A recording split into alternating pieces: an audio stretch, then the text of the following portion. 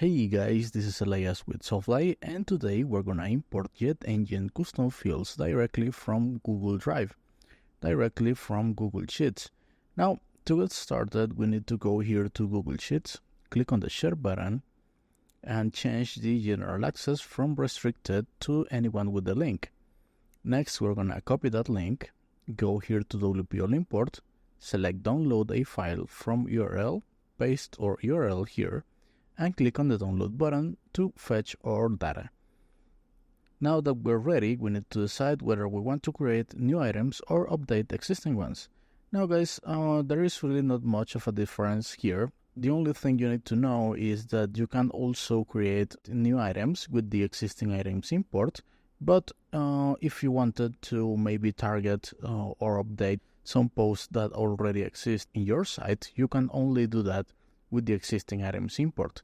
The new items import will only be able to target posts that same import created, right? So if you have some posts that you created manually or using another import, you won't be able to update those with the new items import, right? So that's pretty much it. But in today's video, we don't have any properties, which is what we're gonna import in this site. So it doesn't really matter. So I'm gonna go with the new items, and I'm gonna select properties from this pull down. So we create new properties for each record in this data file. Now I'm going to continue to step 2. And here in step 2, it's basically just a review step where you make sure that your file is being read correctly. And in this case, we do have 105 records.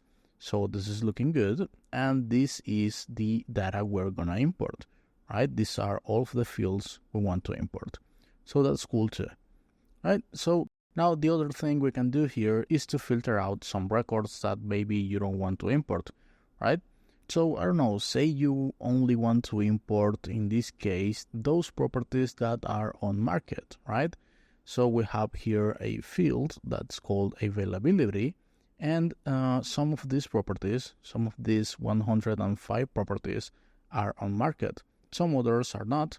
So let's just go here to manage filtering options, open that up. And from this first pull down, I'm going to select availability because this is the element I want to filter my properties by. And for the rule, I'm going to select equals. And here on value, I'm going to type in here on market, right? So I'm going to add this rule, and then I'm going to apply the filters to XPath. And you can see that we got here this weird looking code, and then we no longer have 105 properties. Now we have 76. Now guys, this code here, this is an XPath expression. And this is what WPL import uses to filter out those products and do other crazy stuff under the hood.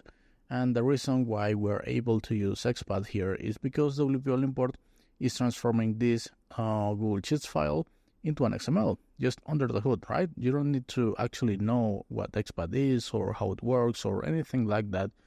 WPL import will take care of that for you, so don't worry about it. But if you do know what XPath is and how it works and whatnot, then you can write your own custom expressions here and do all sorts of crazy stuff in the next step. So let's just go there so we can go over them, right? Now guys, this is the import template, and you can think of this like a post here in WordPress. If I click here on add new post, you can see we have the same fields, add title, here's the description, the taxonomies, the feature image, and all of these custom fields that we created with JetEngine. Well, we're gonna get data imported to them too. Now we're gonna use the JetEngine import add-on for that, right? And we're gonna get there, right? Here it is. So let's start by dragging and dropping the title here. So I'm going to choose one of my elements, and I'm going to drag and drop it right here in the title box.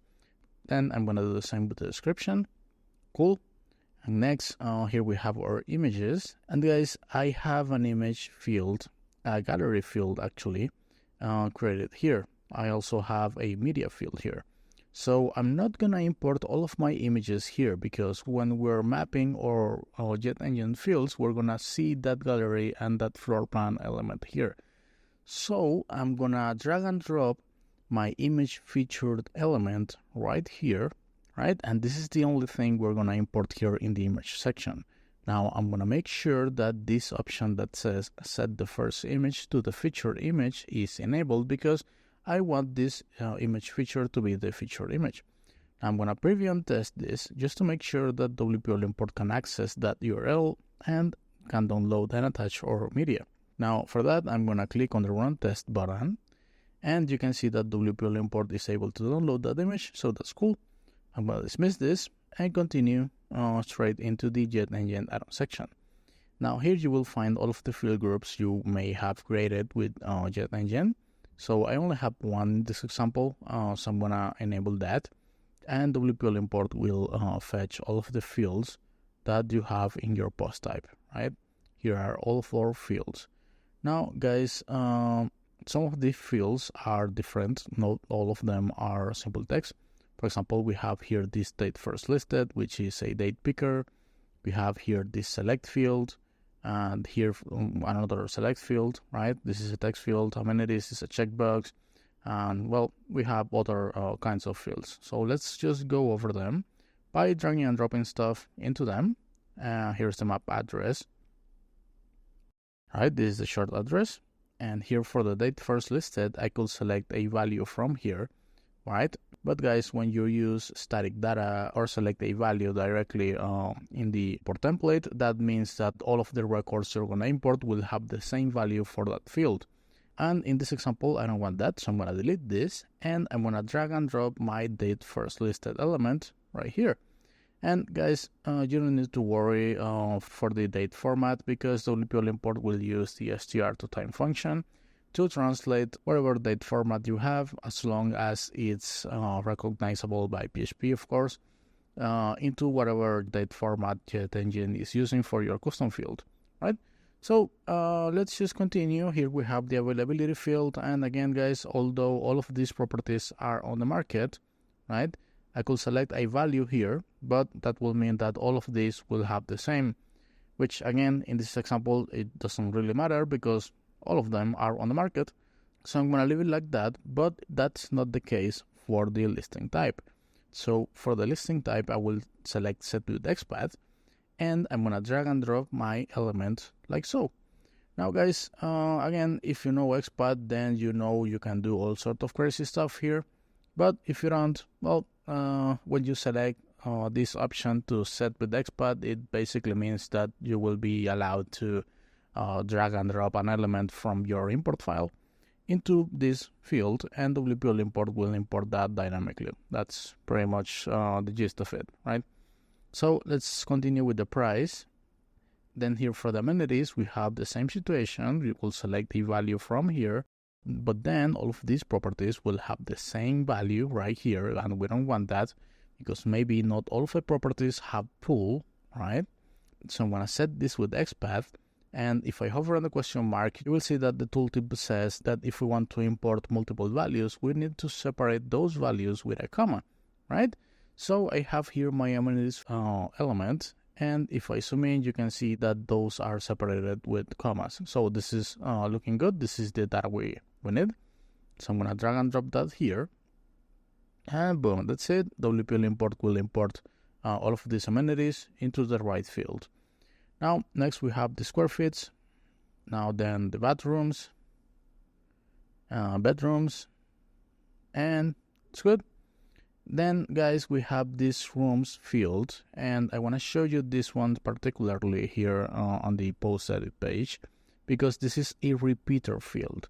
Now this repeater field has 3 sub elements inside of it, and you can add as many as you want, right? Which in this example makes sense because you may want to add multiple rooms to your properties. And this is what we have here. Now we have 2 ways of importing repeaters in WPL import, right? The first one is the fixed way. And this is basically for when you have a fixed number of repeating elements in your file, right? So if, for example, you only have 2 rooms right here on your file, right? Well, then you can just add a new row, drag and drop the data for the first room here, and add another row and add the data for the second room right here. However, if you had a variable number of repeating elements, right, because maybe not all properties have the same rooms or the same number of rooms, well, you will need to use the variable mode for that. Now, guys, you have two variable modes. The first one is for XML, and this is not an XML file, right? This is a Google Sheets file. And although here it says CSV, you can use this with Excel, with OneDrive, with Google Sheets, and with CSV too, because all of them are spreadsheets, and this is how it works. So here we have the data for the rooms. And as you can see, we have three elements: room's name, room's measurement, and room's description, which are the same elements we're using here. And then, guys, you can see we have here this entrance hallway. Then we have kitchen diner. And lastly, we have living room. Now, guys, again, these are three rooms. And as you can see here in the room's measurements, right, we have this first measurement. Then we have this second one and the third one, and the same with the description. So that's how it's structured here. And if I go here to the next record, you will see this other property has a lot more rooms. So this is a variable number of rooms per property. So what I'm going to do is to drag and drop this name here, the room measurement here, and the room's description here. And then I'm going to make sure that the separator character is the one we're using. And now in this case, it is the pipe. These elements are separated with pipes too, so I'm going to leave it as it is. And I'm going to ignore blank fields. Now, guys, if you hover on the question mark, it will give you a little description of what this does, right? So let's read that. If the value of the element or column in your file is blank, it will be ignored. Use this option when some records in your file have a different number of repeating elements than others, right? So this is our case, so I'm going to keep this enabled. And here we have our gallery element. So I'm going to look for it right here. Where is it? Oh, here it is. Cool. Drag and drop that. And guys, this gallery is separated with pipes too. You can see that here, right? So I'm going to use that same pipe element here, so WP import can separate our URLs correctly and download all of the images. Now I'm going to enable this option that says search to the media library for existing images before importing new images. And what this will do is to prevent WP import from downloading a bunch of duplicate images in case WP import finds an image that already exists in your file before downloading it. Guys, I'm gonna keep that enabled. It's a great feature to have enabled in most imports, and I'm gonna match that by URL. Now again, if you want to know more, just hover on the question mark and you will know more about this option.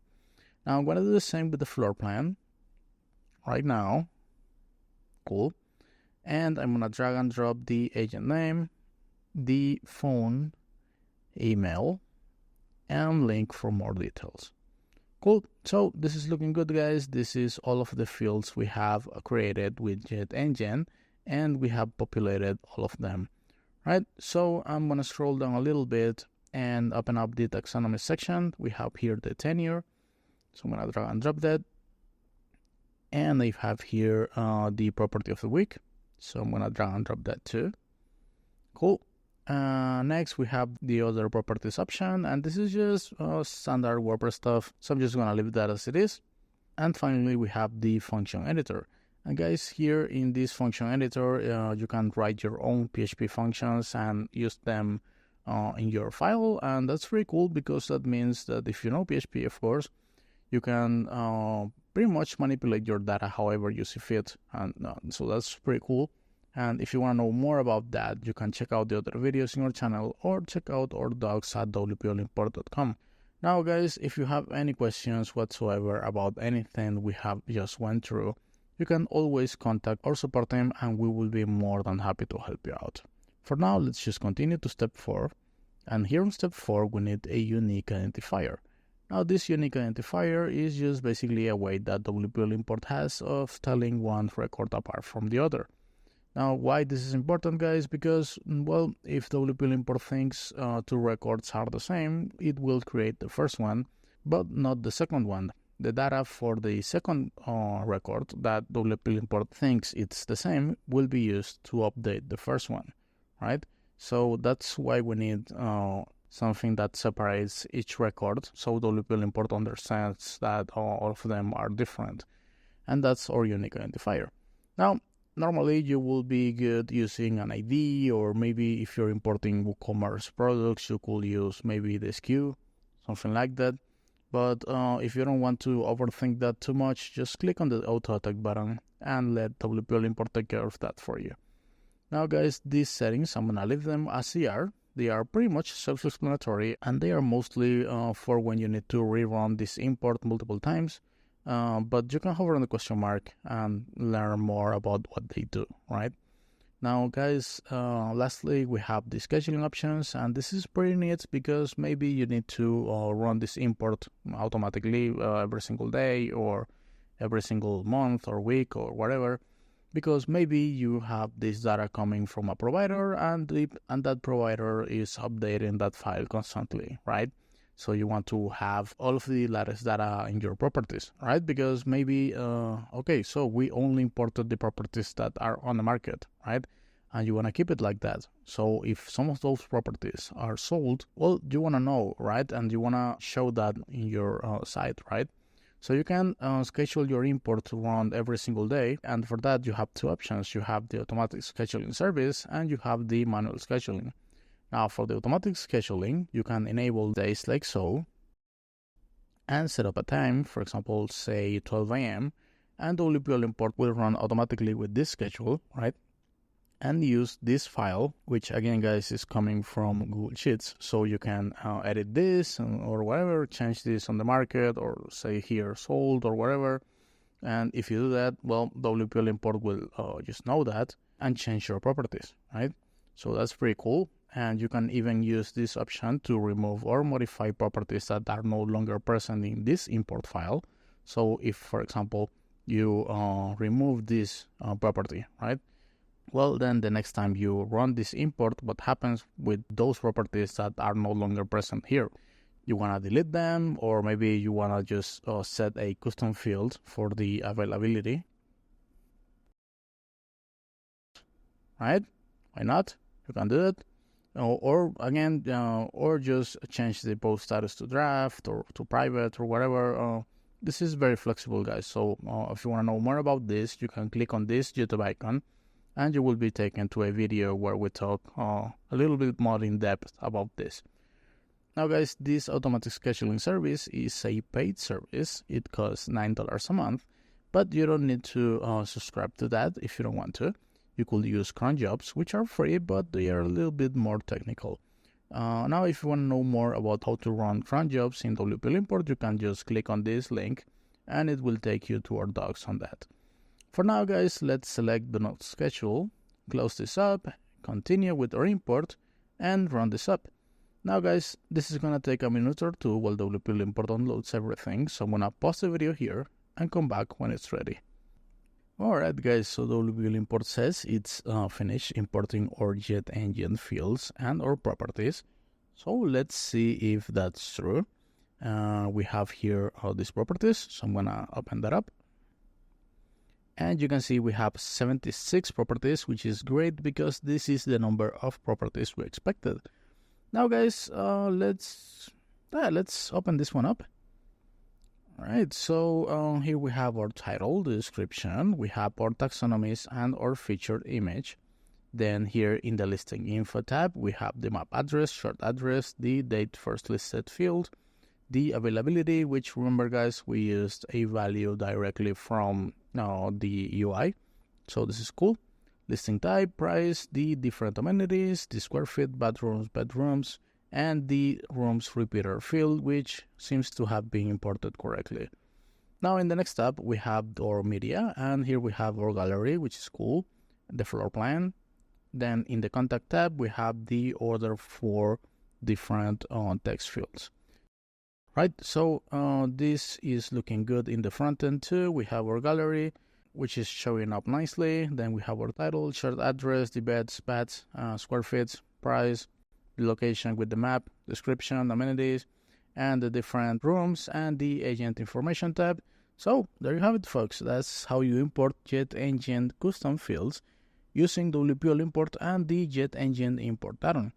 Now guys, if you want to know more about how to import or export other JetEngine fields, or if maybe you're using Metabox or ACF to handle your custom fields and your post types and whatnot, just check out the other videos in our channel, check out our website at wplimport.com, and see you next time.